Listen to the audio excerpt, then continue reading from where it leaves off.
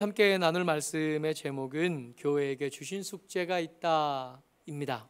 말씀을 나누게 될 중요한 두 꼭지가 있는데 하나는 하나됨이고요, 또 하나는 다양함입니다. 지난주에 우리가 에베소서 말씀을 가지고 나눴던 것들이 이거였어요. 바울이 교회를 위해서 기도했는데 그 기도하는 것이 세 가지 정도의 큰 기도 제목이 있었다 한 거였습니다. 첫 번째가 뭐였냐면 영광의 풍성함이었고요, 두 번째가 그리스도의 사랑을 아는 것이었고, 세 번째가 너희에게 충만하게 하시기를 한 것으로 세 가지로 정리했었는데, 요약해서 볼 이야기가 영광입니다. 여러분, 우리가 성경을 계속 읽어오지만 하나님처럼 영광에 예민한 분이 사실은 없으셔요. 영광은 하나님의 것입니다. 감히 우리가 탐낼 수 있는 것 아니고, 감히 우리가 그 한 자락이라도 내 것이라 말할 수 없는 것. 유독 그래서 성경에서 영광의 소유가 하나님이 아니실 때 하나님은 분노하시고 진노하시고 재앙을 말씀해 오시던 것을 우리가 알거든요. 근데 교회 이야기가 시작되면서 이게 바뀝니다. 교회 이야기가 시작되면서 하나님의 사람들이 모여 하나님께서 이름을 주셔서 세우신 가족, 그 교회에게 영광의 풍성함을 말할 수 있도록 허락해 주시는, 우리 교회가 영광을 누리게 되는 거예요. 여러분들과 제가 하나님께서 주신 이름, 성도라는 이름을 가지고 하나님 앞에 세워질 때 우리는 우리의 영광을 말할 수 있게 되는, 격이 달라지는 존재로 하나님 앞에, 세상 앞에 세워지는 겁니다. 우리에게 향하신 하나님의 사랑이 얼마나 큰지 알면 알수록 더 알 것들이 남아있게 된다 하는 이야기를 나눴습니다. 여러분, 착각하지 마세요. 우리가 이미 하나님의 사랑을 알고 그 사랑을 누리지만 이것이 전부가 아닌 거예요. 우리가 누려야 될 사랑이 더 있고, 우리가 알고 감당하면서 그 안에 풍성함을 누려야 될 사랑이 더 있는 것, 충만인데요. 여러분, 다윗이 하나님의 은혜를 노래하면서 내 잔에 넘치나이다 그랬잖아요. 그때 그 심상이 충만에 가장 어울리는데, 여러분, 다윗이 말했던 그 충만 이후로 그 충만을 성경에서 찾기는 참 쉽지 않습니다. 잘 없어요. 믿음의 많은 선배들이 있지만 그 선배들 중에 하나님의 은혜로 말미암아, 하나님의 임재로 말미암아 내가 충만하다 할 때 그 충만으로 단어를 바꿀 수 있을 만한 장면이 거의 없습니다. 그런 중에 교회에게 허락된 것이 충만, 영광이 있고 그리스도의 사랑이 있고 너희에게 충만하게 하시는 주의 임재에 충만한 것, 그 가득 찬 것들이 교회를 위해서 허락된 것들입니다. 우리가 지난주에 나눈 우리가 누리는 특권인데, 여러분 한번 생각해 보자고요. 특권만 있겠어요? 하나님께서 이 위대한 것들과 이 풍성한 것들을 우리에게 주셨는데 이것들을 그냥 깔고 앉아 누리고 있으면 된다 하실 리는 없지 않겠습니까? 목적이 있을 거 아니에요. 왜 이런 것들을 우리에게 주셨을까요? 우리에게 걸맞지 않는 영광을 말할 수 있게 하시고, 제대로 누리지도 못할 만큼 풍성한 것들로 그의 사랑을 준비하시고, 감히 넘볼 수도 없는 충만을 말할 수 있게 하셨어요. 왜요? 여러분, 우리 한 사람이 행복해지는데 이것들 다 필요 없어요. 가만히 생각해 보십시다. 우리가 지금 좀 더 행복했으면 좋겠고 좀 더 넉넉했으면 좋겠는데, 우리가 생각하는 행복과 넉넉함이 이런 것들을 필요로 해요?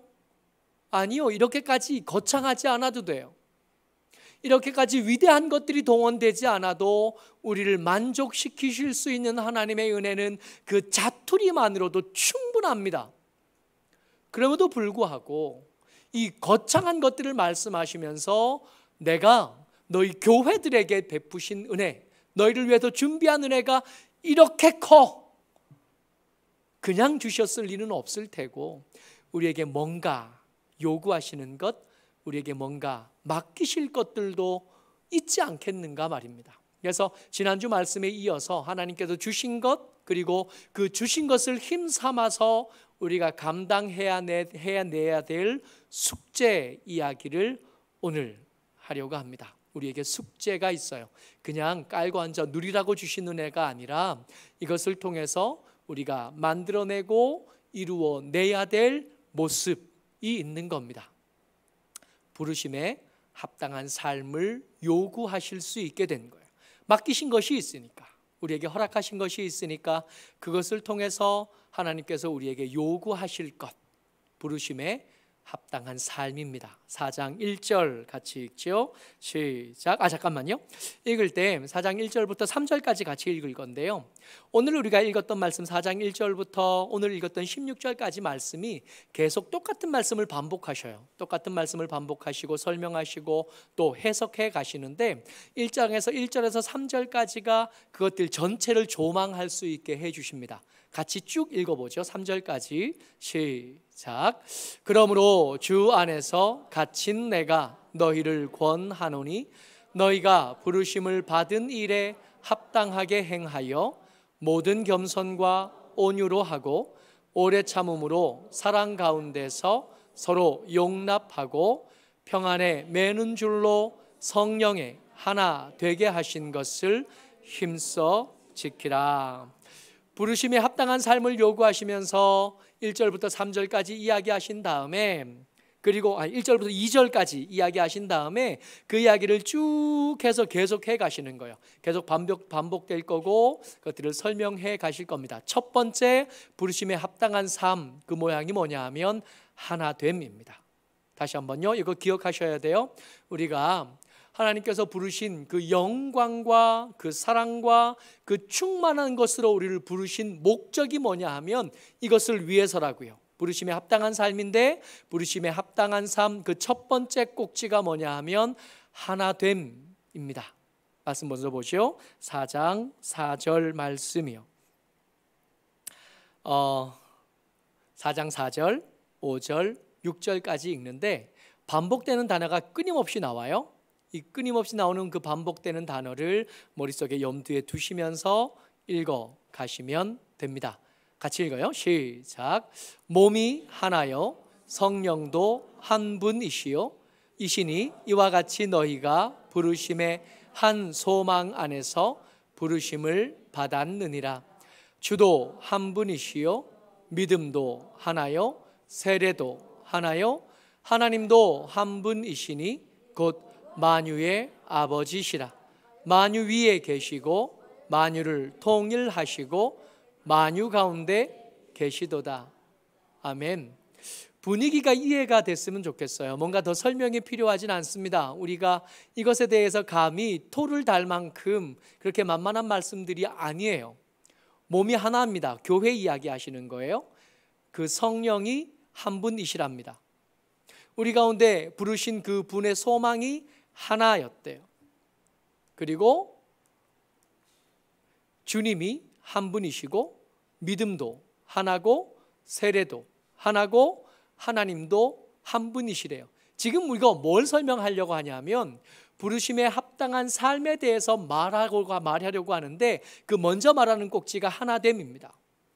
그런데 여러분 이 하나됨이 가만히 생각해 보면 함부로 아멘 했다가는 뒷감당이 힘들 만큼 어려운 일이에요.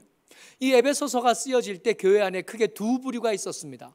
한 부류는 유대인들이, 한 부류는 이방인들이요. 이 두 사람이 얼마나 다른 삶을 살아왔었냐 하면 유대인이 볼 때 이방인은요. 유대인이 볼 때 이방인은 이 사람들은 규모가 없어요. 질서가 없습니다. 이 사람은 적당한 선을 몰라요. 이 사람들은 되는 것과 안 되는 것의 구분이 안 되는 사람들이에요. 게다가 말귀를 알아먹지 못합니다. 뭔 말을 하면 이게 중하다 말해도 그것이 왜 중한지에 대해서 납득이 안 되는 사람이에요. 때때로 우리 만나잖아요. 말귀가 안 통하는 사람들. 결혼을 준비하는 청년들을 여러분 귀에 담고 마음에 담아두어야 될 기도 제목 첫 번째입니다. 결혼은 누구하고 하는 거냐 하면 말이 통하는 사람하고 하는 겁니다. 다시 한번요. 절대로 이거 잊어버리면 안 돼요. 결혼은 돈 많은 사람하고 하는 게 아니에요. 결혼은 건강한 사람하고 하는 게 아니에요. 결혼은 누구하고 하는 거냐 하면 말이 통하는 사람하고 하는 겁니다. 돈은 있다가도 없는 거라면서요. 계속 없어봐서 잘 모르겠는데 나중에 많아질래나 그건 잘 모르겠어요. 그러나 건강한 사람과 건강한 것, 건강하지 못한 것 정도도 괜찮을 만큼 이게 중요합니다. 결혼은 누구하고 하는 거냐 하면 말이 통하는 사람하고 합니다. 예수 믿는 청년들이 실수하는 거 있는데 결혼은 믿는 사람하고 합니다. 이것도 틀려요. 믿음이 바뀌는 걸 많이 봐왔습니다. 있다가도 있는 척하다가 나중에 지나고 보니까 없는 믿음이란 걸 알고 속았구나. 이미 늦은 거잖아요. 없는 믿음인 줄 알았는데 조금 지나고 보니까 나보다 더 신실해지는 신랑들을 만나기도 하더라고요. 오랫동안 저를 후원하던 젊은 집사님 한 분이 계셨는데 이 사람 안 믿는 사람이었어요. 안 믿는 사람이다가 여자 하나를 만나고 장가 가서 보니까 장모님이 권사님이고 그 아내가 믿음 좋은 청년, 이것도 좀 각색이 된 건데 믿음 안 좋은 청년이었거든. 말 안 듣는 청년이었는데 결혼하더니 신앙생활 열심히 하는 거예요. 그러다가 송구영신 예배 때 이 안 온다는 신랑을 억지로 데리고 왔는데 거기서 하나님을 만난 거예요. 그리고 시간이 1년, 2년 지나고 나니까 이제는 신앙생활을 누가 더 열심히 하냐면 그 권사님, 장모님보다 이 사위가 훨씬 더 믿음이 아름다워. 이런 거 많이 봤거든요. 그래서 믿음 있다고 다 되는 게 아니에요. 말이 통해야 됩니다. 누구하고 결혼하는 거냐 하면 말이 통하는 사람하고 결혼하는 거예요. 그래야 그 다음 이야기가 가능해요. 말귀가 안 통하면 거기서 그만두는 겁니다. 계속 교제를 이어가지 않는 거예요. 지금 제가 설교 대지와 어울리지 않는 이야기를 하고 있습니다. 에베소 교회가 크게 두 부류가 모여 있었다고요. 하나는 유대인이고 하나는 이방인인데 유대인들이 생각할 때 이방인은 어떤 사람들이냐면 말귀가 안 통하는 사람들이에요. 아무리 이야기해도 중요한 개념들을 배워내지 못하는 것, 삶을 바꿀 생각이 없는 거예요. 규모가 없고 질서가 없는 이 인생들을 도무지 바꿀 방법을 모르겠는 거예요.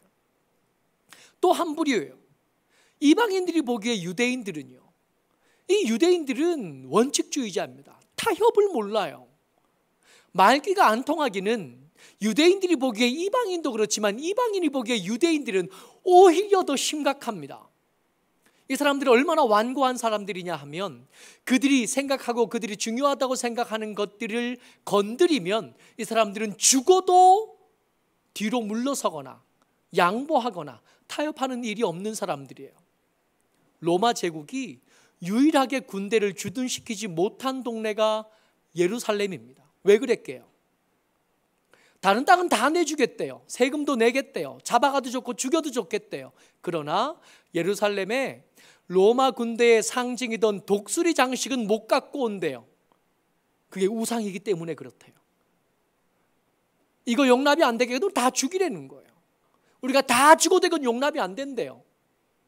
이방인들이 보기에 유대인들은 이해가 안 되는 사람들, 융통성이 없어요. 이렇게 완고할 수가 없어요. 이 두 사람들이 모여있는 교회에 편지가 온 겁니다. 뭐라고 편지가 왔어요?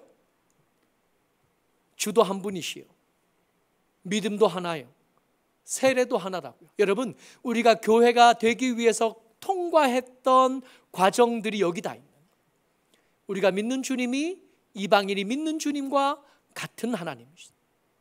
우리가 가진 믿음이 유대인들이 가진 믿음과 같은 믿음, 너희가 받은 세례가 같은 것, 너희들이 믿는 너희들의 아버지 하나님도 같은 분이에요. 무슨 뜻이냐 하면 딴소리 하지 말라고. 이 하나됨에 있어서 다른 핑계, 하지 못할 만한 합당한 여러 가지 이유들, 더 이상 그런 얘기 하지 말라는 거예요. 여러분, 하나됨이 얼마나 중요하냐면 하나님이 한 분이신 것만큼 중요하대요. 세례가 하나인 것만큼 중요하고 세례가 두 개일 수 없는 것만큼, 믿음이 두 가지일 수 없는 것만큼, 그리스도가 두 분일 수 없는 것만큼 너희들의 하나됨은 그렇게 중요하다. 때때로 말하고 싶거든요. 하나님, 우리 남편은 안 됩니다. 하나님, 우리 아내는 안 됩니다. 이래서 안 되고 저래서 안 되고, 들어보면 다 그럴듯한 이야기들일 텐데 그것들에 대해서 성경은 뭐라고 말하냐면 그만 입 닫아라, 그 얘기 그만해라. 너희들이 하나 될 수 없을 만한 핑계, 없을 만한 이유 더 이상 갖다 대지 마라. 하나님이 한 분인 것보다 그게 크냐? 너희들이 받은 세례가 하나인 것보다 그게 더 크다고? 너희들이 믿음이 하나인 것보다 네가 말한 핑계가 더 크고 더 중요하냐? 너희들이 얻은 그 은혜의 크기보다 혹시 네가 말하는 하나 될 수 없다고 말하는 그 핑계가 더 크다면 계속 말하고, 아니라면 조용히 하고 있으라. 여러분, 우리가 하나 되지 못할 핑계 따위 없습니다. 다만 뭐가 남냐 하면 하나 되지 못한 미숙함만 우리에게 남는, 하나됨에 어색해하고 하나됨에 게으르고 하나됨에 모자란 우리만 남는, 다른 어떤 핑계도 용납해 주시지 않겠다는 강력한 하나님의 의지가 이 말씀에 녹아난 겁니다.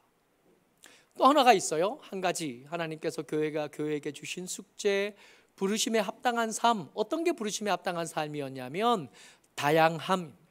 앞에 거하고 너무 달라서 이게 왜 같은 주제 안에, 같은 울타리 안에 있는지 참 모르겠다 싶지만 하나님의 의도하심입니다.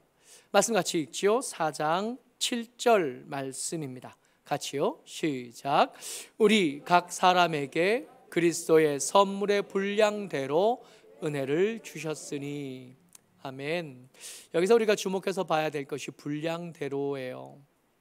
그러니까 하나님께서 정하신, 하나님께서 계량하신, 하나님께서 생각하신 분량이실 거거든요. 우리에게 맡기신 그 선물, 은사로 받고 읽어도 되고 달란트로 받고 읽어도 되고 선물로 그대로 읽어도 됩니다. 분량대로요. 저는 피아노 치는 사람이 부럽거든요. 박자가 딱딱 맞는 사람이 부러워요. 목소리도 큰데 박자가 잘 안 맞으니까 제가 틀리면 동네 사람들이 다 알아요.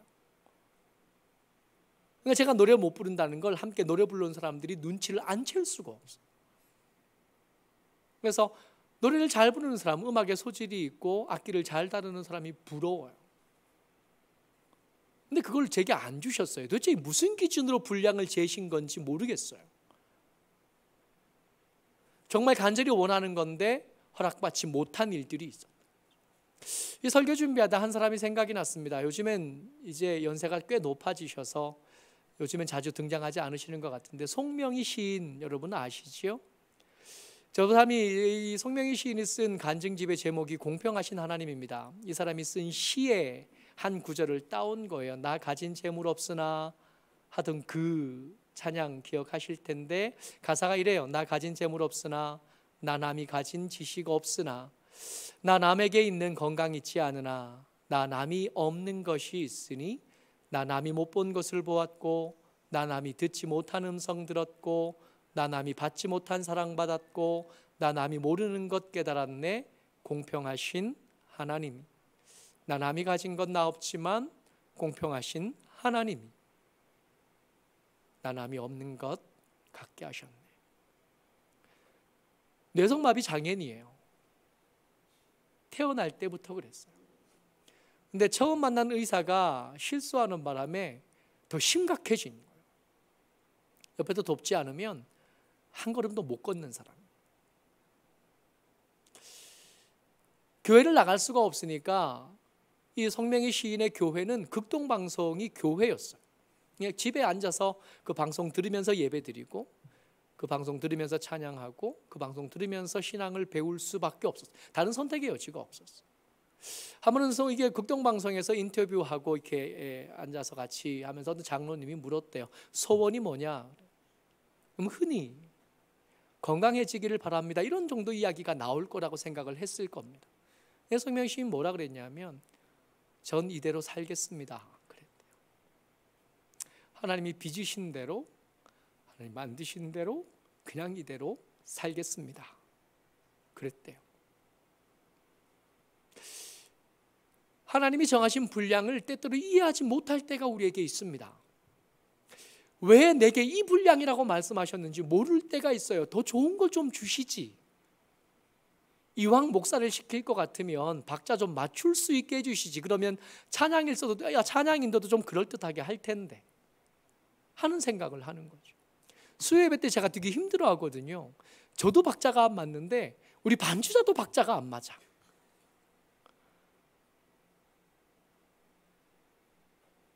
박자를 못 맞추는 주제에 제가 화가 나는 거예요. 찬양하다가. 그래서 예배 준비하다가 회개 많이 했어요. 회개하는 중이에요 지금도. 왜 이 분량일까 말이에요. 납득이 안 될 때가 많고 좀 불만이 많기는 한데 하나님이 그렇게 하셨으니 이것에 대해 별 말할 게 사실은 없습니다. 어쨌든 하나님께서 그에 걸맞게 그의 필요를 따라 그 쓸모를 따라 우리에게 맡기신 것이 재능이에요. 근데 그 재능 이야기를 하고 지금 다양성 이야기를 하거든요. 다양함이 중요하다고. 근데 그 은사 이야기하면서 대표적인 직분 몇 가지를 하나님 말씀하십니다. 11절이요. 같이 읽어요. 시작. 그가 어떤 사람은 사도로, 어떤 사람은 선지자로, 어떤 사람은 복음 전하는 자로, 어떤 사람은 목사와 교사로 삼으셨으니. 여기서 잠깐이요.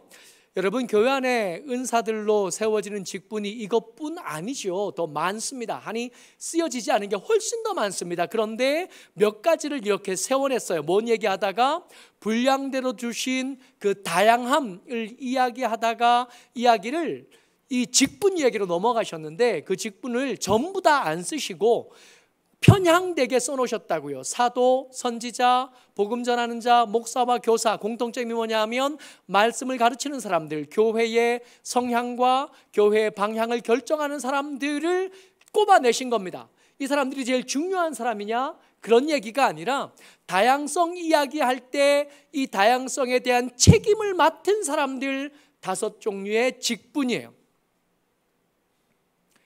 이 사람들의 책임이 뭐냐 하면 다양한 은사들, 다양한 재능들, 다양한 선물들이 교회 안에서 평준화되지 않게 할 책임이 있는 사람들이, 교회가 의견과 생각이 하나로 획일화되지 못하게 할 책임이 있는 사람들. 이 사람 앞에서 가르치는 사람이고 이 사람의 말에는 더 큰 권위가 실릴 수밖에 없는데 이 권위를 가지고 해야 될 일이 뭐냐 하면 작은 은사 혹은 소외받는 은사가 없도록, 그것이 무시당하지 않도록 그것이 잘 발휘되어져서 12절 계속이요. 시작. 이는 성도를 온전하게 하여 봉사의 일을 하게 하며 그리스도의 몸을 세우려 하심이라. 비록 소외받는 은사처럼 보일지라도 그 은사가 잘 발휘되고 봉사의 일을 할 기회를 얻고 온전하게 자라가서 더 건강한 교회가 되게 해야 될 책임이 이 5가지 직분에게 있으니까 이것들을 끄집어내신 겁니다.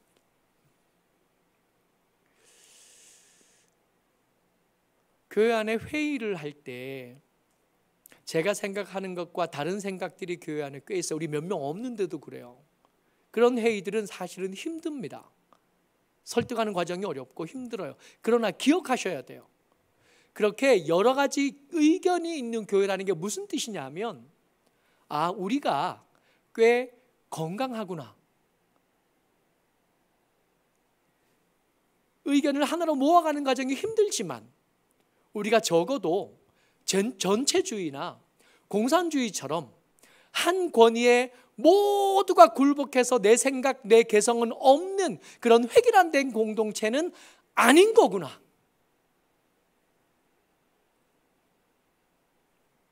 이 직분들이 맡은 책임이 뭐냐 하면 교회에서 하나됨이라는 큰 울타리 안에서 각자가 하나님께서 그 분량대로 주신 은사를 가지고 교회를 잘 섬길 수 있게 되게 하는 것. 교회가 건강하게 무시되지 않고 잘 세워져 갈 수 있게 만든 책임이 이 직분자들에게 주어진 겁니다. 나와 생각이 다르지만 교회 안에서 편안히 거할 수 있어야 되고, 내와 생각이 다르지만 무시당하거나 배척당하지 않을 수 있어야 하는, 그게 건강한 교회입니다. 건강한 교회의 중요한 특징이 2가지가 있게 되는 거죠. 그러니까 부르심에 합당한 삶을 살아야 되는데 어떻게 해요? 하나됨으로. 부르심에 합당한 삶을 살아야 되는데 어떻게 해요? 다양함으로. 여러분, 이 하나됨과 다양함은 우리에게 에너지가 될 겁니다. 우리를 더 건강한 교회가 되는 힘이 있게 할 거예요. 이 힘 가지고 우리가 뭐 하냐 하면 한 절만 더 같이 읽어요. 15절 시작. 오직 사랑 안에서 참된 것을 하여 범사에 그에게까지 자랄지라. 그는 머리니 곧 그리스도라. 아멘. 1절부터 16절까지가 한 가지 이야기라 그랬잖아요. 교회에게 주신 숙제 이야기인데 그 숙제가 두 가지였어요. 하나는 하나됨이고 하나는 다양함인데 이 두 가지가 참된 것인 거고요. 이 두 가지를 하면 우리는 그리스도에게까지 자라가게 될 겁니다. 비록 아직 지지부진해요. 아직 충분히 자라지 못해서 주신 직분에 넉넉하지 않습니다. 그러나 우리가 이것들 가지고 고민하고 이것들 가지고 내 속의 싸움들을 계속 싸워가는 중에 우리는 점점 더 예수님 닮아가게 되고 우리 교회는 점점 더 좋은 교회가 되어갈 수 있을 거고 더 훌륭한 교회로 하나님 앞에 세상 앞에 세워지게 될 겁니다. 그러니 힘들어도 어려워도 또 기호에 맞지 않고 마음에 맞지 않아도 하나 되려고 하는 노력을 멈추면 안 돼요. 번거롭고 의사결정이 힘들고 또 불편할 수 있지만 다양함을 유지하려는 노력을 우리가 계속해야 되는 겁니다. 모쪼록 저와 여러분들이 주의 은혜 가운데 건강한 교회로 세워지고 건강한 교회를 세워가는 하나님의 사람들 다 되시기를 주의 이름으로 축복합니다. 아멘.